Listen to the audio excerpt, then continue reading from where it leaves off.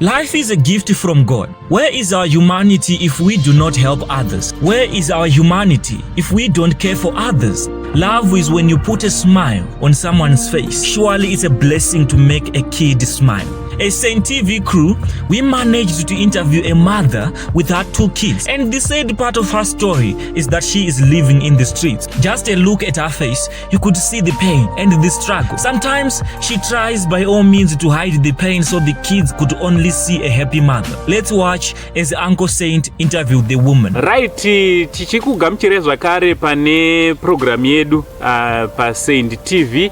Tina Uncle Saint. Nhasi ndine vazukuru vangu handiti nhasi ndine tuvazukuru twangu nehanzvadzi yangu panapa. Makadizve?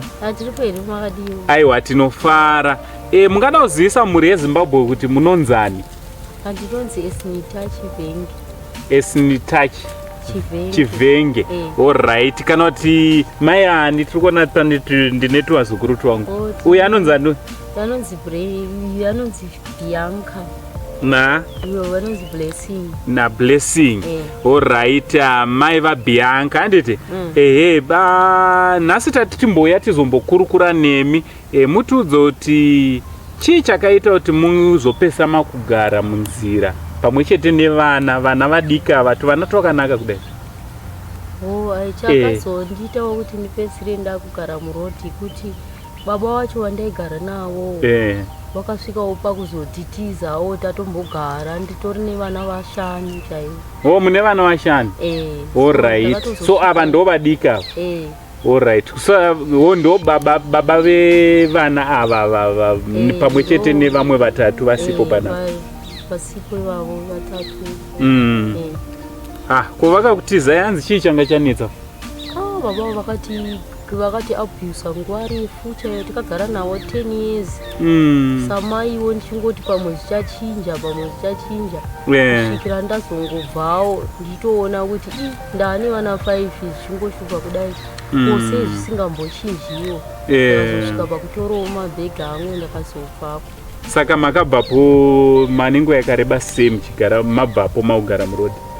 Ndane 4 years yese ndakugara ndegawo. 4 years? Shame. Saka munozva kuti varipi here baba?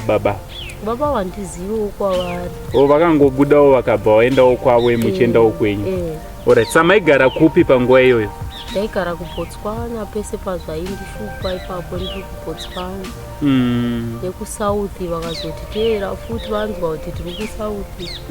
So takasvika vakakumbira ruregerero futi kuhanzvadzi dzangu vakagara neni. Ndakati wose munhu anotadzawo pamwe azvikorekta. Vakazosvika futi pakuti siya futi. Ndakati zvanyanya regai ningochidii ndichirarama upenyu hwangu nevana ndichingozamawo kuti ndodii. Saka vana vamwe 3 ava vakura sei? First born akura sei? First born yangu ina 11 years. Alright. Saka ari kupi? Handitozivi izvozvi, ndotomboswera ndichimutsvaga muno muHarare asi ndakamupedzisira ari kumusha kuplant. Makapesa muri kutotsvaga iye nevamwe 2 hamuzive futi kuti varipi? Vese vari 3? Vese vari 3. Vakomana kana kuti vasikana? Vakomana vega vega. Vakomana vega vega. Saka kasikana ndekaka kakega? Ndokega kasikana. Shame. Tinovimba kuti muchavawana.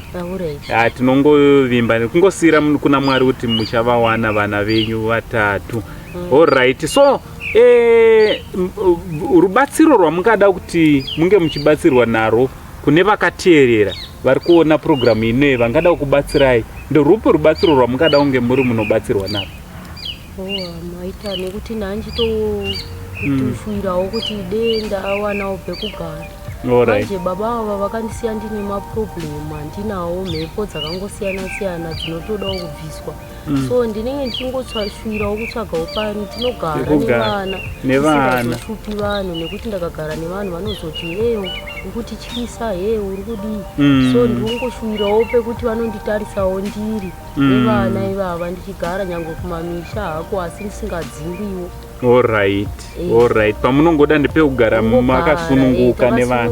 Vana vachiendawo kuchikoro handiti? Onai vatosvika mumizere kutoti vanofanira vari kuchikoro. Vari kuchikoro shuwa vanga vachifanira kunge vari kuchikoro apa kakutofanira kutonge kari kugrade 2. Shame. Saka muri yeZimbabwe ndofunga muri ngozvinzwira. Ndine hanzvadzi yangu panapa akarasikirwawo nevana vake vatatu, atingati vakapesana nevana vake vatatu handiti. Vana vake vatatu haasi kuvaona, iye zvino ane vana 2 achigara muguta reHarare kudhuze nekuSoutherton kuno handiti. Ndokwavari vari kutodai vawanawo pekugara nevana vaendawo kuchikoro panenge pakasununguka. Ndeapi machallenges amunosangana nawo kana kuti matambudziko amunosangana nawo sevanhu vanogara murodhi? Tichigara murodhi isusu tinosangana nezvakasiyana-siyana nekuti tinenge tichidawo kuti tirarewo hope zvakanaka. Dzimwe nguvawo vanhu vanotibvisa nepatinenge takavandawo tichitiwo rega timbowo tega sezvo tinenge tiri kusemwa nevanhu. So vamwe vanongouyawo vototaura zvekunge vakutokuda ndozvetinotyawo ndizvozvo unogona kuabhuziwa. So ndosanga tichitochemawo kuti dei tawanirwawo pekungonziwo pari safe pekutiwo kana uchidawo kuuya uzotaurawo uchisvikawo chinokawo sezvo tiri vanhuwo tisiri mhuka. Ndizvozvo tichiwanawo respect sevanhuwo vari kuraramawo munyikawo tichidyawo zvakachena.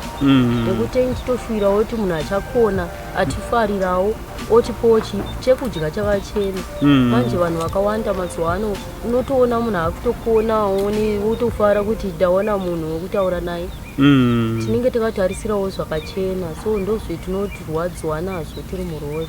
Aiwa, murodhi hamuna kunaka, especially nevazukuru vangu tuvana twakanaka kudaizvo. Aiwa, tinovimba mhuri yeZimbabwe ichakubatsirai. So kune vanoda kubatsira nhamba ndidzo dziri panapa, munokwanisa kutibata isusu pavanogara tapaona handiti. Aiwa, ndinotenda nenguva yenyu yamatipa handiti yekuti tinge tiri tinotaura nemi. Sympathy became the order of the day. As the mother point where they sleep, surely the struggle is real. People of God, let us be known by love. We are all one.